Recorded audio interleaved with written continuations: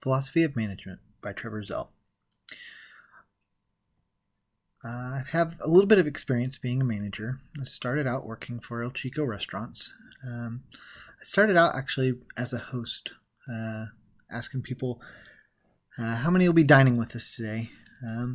After working there for a few months, my manager came up to me and said, I suppose you've read the menus. Well, of course I have, because that's all I do all day is read the menu and seat people.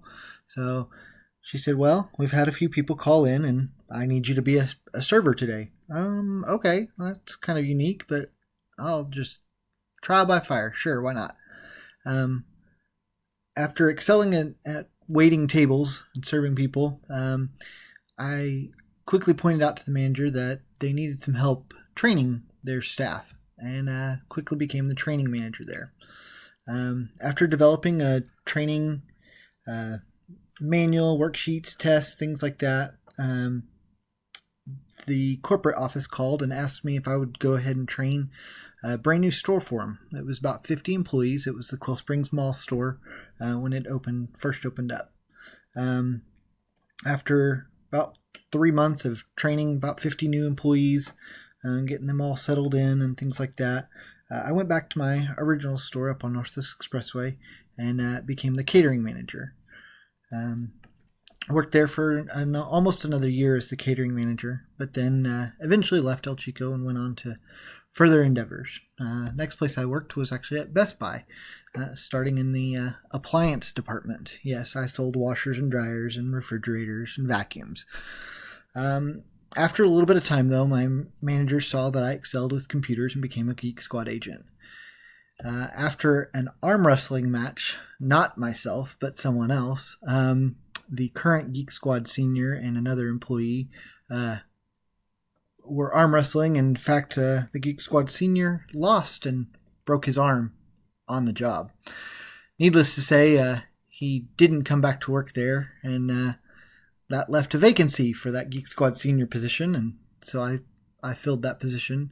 Was able to go ahead and manage, train, and hire about 12 geeks and ran the store pretty well. One thing that I learned throughout my time managing was some different mottos from some of my different locations that I worked. One of them that I've kind of grasped and embraced is one called, a motto is innovate and embrace change. And I've just noticed that change is all around us. It's something that we can't really control, so we just kind of have to go with it. So some of the things that I've learned being a manager is that change is going to happen. Some of it's good, some of it's bad. You just kind of have to roll with it. Everyone is unique. Some people see their work as a job, just going to work for a paycheck.